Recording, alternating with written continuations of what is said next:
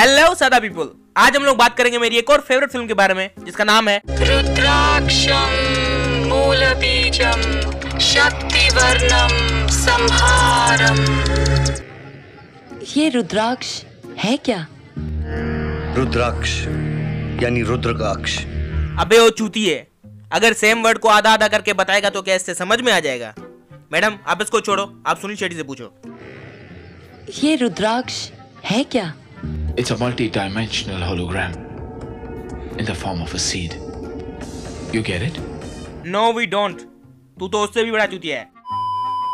Well अगर हम कहानी जान ले तो हमें पता चल ही जाएगा कि रुद्राक्ष है क्या, इसलिए हम चलते हैं कहानी की तरफ। कहानी।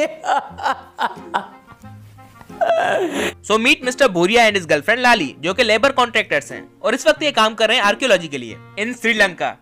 आर्कियोलॉजी का पता है ना वैसे क्या होता है? वो फिरंगी लोग चड्डी पहनकर ब्रश पकड़ के यूं करते रहते हैं ना। Exactly, perfect definition.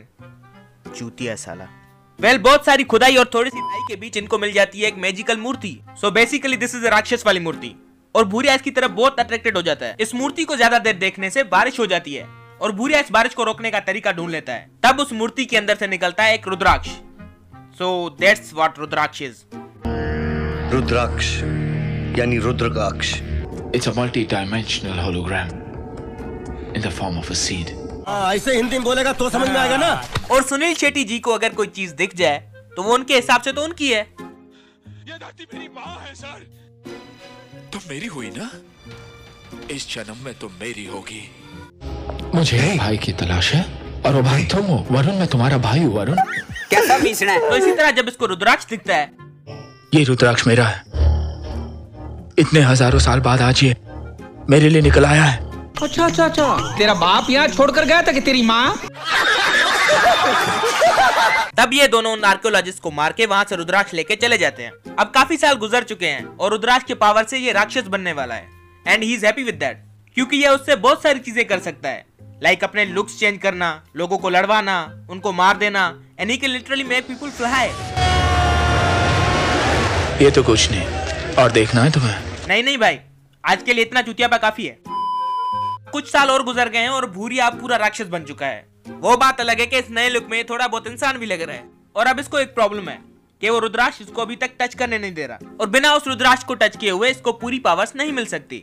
इसलिए अब इसको चाहिए एक राक्षस भाई और इस जॉब के लिए एक एलिजिबिलिटी क्राइटेरिया भी है कि उसको एक अच्छा आदमी होना चाहिए, फिर अपने दिल से राक्षस बनना चाहिए और अपने आप को मार के अपनी पावर्स भूरिया को देनी है। और यहीं पे आके इस फिल्म में जो थोड़ी बहुत लॉजिकल चीजें थी उसकी भी माँ की कर दी इन लोगों ने, क्योंकि अवल तो अगर वो अच्छा इंसान है तो वो राक्षस बनेगा क्यों, और बाय चांस किसी मजबूरी की वजह से अगर राक्षस बन गया तो इस चूतिया भूरिया को ऐसा क्यों लगता है कि वो अपने आप को मार के अपनी पावर्स इसको दे देगा। वेल जब तक ये अपने उस भाई को ढूंढता है तब तक हम मिलते हैं डॉक्टर गायत्री से, जो कि कहने के लिए तो एक साइंटिस्ट है लेकिन इनको चाहिए एक सच्चा वाला साधु। करना इनको साइंस एक्सपेरिमेंट है लेकिन कर रही है स्टिंग ऑपरेशन फेक साधुस के खिलाफ। इनको आर्कियोलॉजी की भी बहुत नॉलेज है लेकिन इतना नहीं पता कि अगर आप किसी जगह में हो और वो गिरने वाली है तो उसके धूल को देखने के बजाय आपको भागना चाहिए। वेल डॉक्टर गायत्री को फाइनली एक सच्चा वाला साधु मिल जाता है जिसका नाम है वरुण। वरुण कोई डॉक्टर नहीं है लेकिन लोगों का इलाज करता है। You want to know how? Let's ask him. मरीज को सामने देखता हूँ और हनुमान जी से प्रार्थना करता हूँ और कहता हूँ इस बेचारे को क्यों दर्द देते हो, लाओ इसका दर्द मुझे दे दो, बस इसी तरह इलाज हो जाता है। अरे वाह वाह वाह। हाँ, और ये डॉक्टर्स जो इलाज करने के लिए मेडिकल की पढ़ाई करते हैं, 10-10 अल्फाबेटिकल लेटर्स वाली डिग्रियां लेके आते हैं, वो तो चूतिए हैं। वेल ये डॉक्टर और साधु होने के अलावा एक पंडित है, कराटे क्लासेस चलाता है, बीच बीच में फ्लर्ट करता है और इन सारी थकावटों के बाद रात को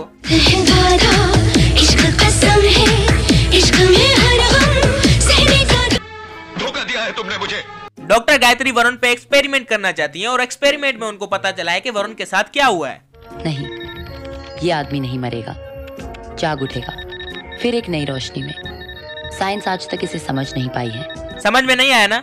डोंट वरी, क्योंकि जिस हिसाब से वो बोल रही है ना, मुझे लगता है उसको खुद को समझ में नहीं आ रहा है। वैसे इस साधु का गॉड के बारे में क्या कहना है सुन लीजिए। तो फिर भगवान को भी एक इंटरनेट समझो। कुछ भी और उसी इंटरनेट की मदद से ये भूरिया से वर्चुअल मीटिंग भी करता है, जहाँ पे पहले तो ये निंजा वाली गेम खेलते हैं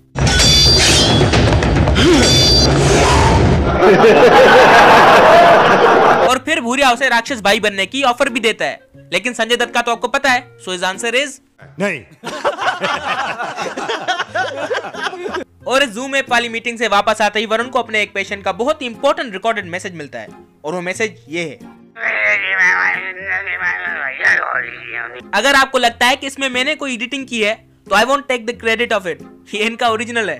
वैसे सुनने में मजा तो आता है, एक बार और सुन लेते हैं।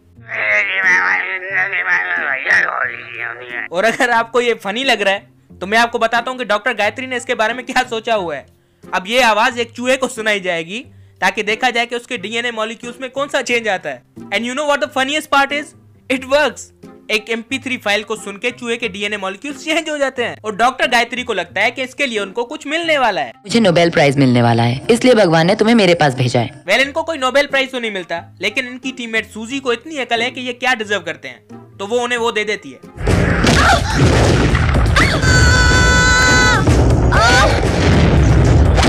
तो अब हुआ ये है कि उस चूहे ने सूजी को हिप्नोटाइज कर दिया है, और उसी के चलते सूजी सुसाइड कर लेती है।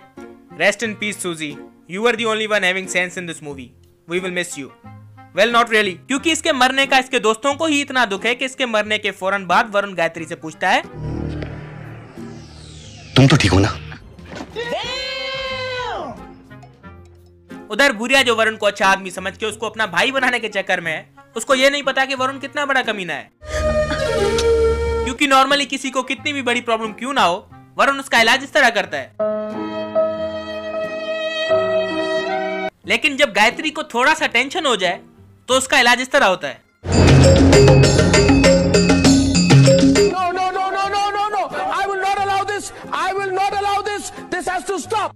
और ठरकी होने के साथ साथ ये इतना मैजिकल भी है कि उसका मसाज 2 इंच के फासले से भी कर सकता है।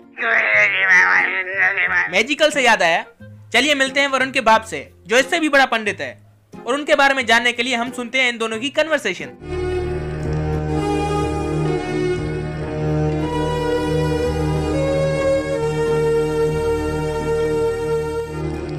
अबे जल्दी बोल, कल सुबह पनवेल निकलना है। Well, we should all thank them because this is where we discover the emojis. वैसे ये आदमी गूंगा नहीं है, ये बोल सकता है, लेकिन इस तरह की बातें करता है कि किसी को कुछ समझ में नहीं आता। You want an example, right? बंडासुर Indra निर्मुक्त शस्त्र प्रत्यस्त्र वशनी चंद मुंड ब्रह्मसुर महेशासुर। All right, and then?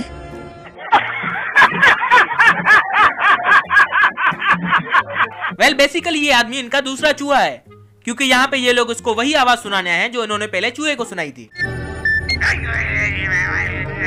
Hey, wait, is he making a song out of it? I think so, क्योंकि अगले ही सीन में भूरिया एक स्टॉर्म VFX बन के आता है और उसको मार देता है। By the way, he has got a new look again. वैसे भी ऐसी शक्ल हो तो बार बार लुक तो चेंज करना ही पड़ता है, और ऊपर से ये डर अलग से लगा रहता है कि कहीं कोई छोड़ के ना चला जाए। मैं तुम्हें इतने आसानी से जाने नहीं दूंगा। लाली, मुझे छोड़ के मत जाओ लाली, मुझे छोड़ के मत जाना। वरुण, मुझे छोड़ के मत जाना। वरुण, कैसा पीसना है? ओ भाई मेरे, इस शक्ल पे कोई क्रीम असर नहीं करेगी, पैसे बर्बाद हो जाएंगे, मत करियो। बुरा मत मानना, चूतिया तो तू है। वेल, हम लोग कहानी की तरफ वापस आते हैं, जहाँ पे वरुण अपने बाप के मरने के बाद भूरिया के बारे में सब कुछ जानना चाहता है, इसलिए वो श्रीलंका जाता है, जहाँ पे दुनिया भर में हो रहे दंगे भूरिया के पास्ट और फ्यूचर प्लान्स के बारे में जानने के बाद वो वापस इंडिया आता है। तो अब उसे भूरिया से मिलने जाना है, तो पहले वो हेयर स्टाइल करवाता है, कलर करवाता है, न्यू ड्रेस खरीदता है, लुक बदलता है, फिर उससे मिलने जाता है। अबे क्या उसके साथ डेट पे जा रहा है तू? और भूरिया की पावर्स को देखने के बाद वो राक्षस बनने के लिए तैयार हो जाता है ताकि भूरिया को मार सके। राक्षस बनने के बाद पहले तो वो लाली को एक शॉट में मार देता है, फिर उसके गुस्से में हमको दिखाई देते हैं 4 रंग बिरंगी सुनील शेट्टीज। बचपन में मुझे ये सीन बहुत पसंद आता था, लेकिन अब 4 सुनील शेट्टी देखना मेरे बस की बात नहीं है, इसलिए एक लाइन में इस फिल्म को खत्म करते हैं। और वो एक लाइन ये है कि वरुण एक एक करके इन 4 भूरियाज को मार देता है। उसके बाद वो इंसान बना, हैवान बना के राक्षस बना, ना मुझे समझ आया ना इन लोगों ने बताया है। धन्यवाद और नमस्कार। Thank you so much for watching. Please हमारे वीडियो को लाइक कीजिए, कमेंट कीजिए, शेयर कीजिए, और हमारे चैनल को सब्सक्राइब जरूर कीजिएगा। इतना बड़ा काम मैं अकेले कैसे संभाल सकता हूँ? स्वप्न आकाश, a place beyond time and space, जिसे आइंस्टाइन ने क्वांटम डोमेन का नाम दिया। हम मालूम है, तेरे बाप को मत सिखा, चल।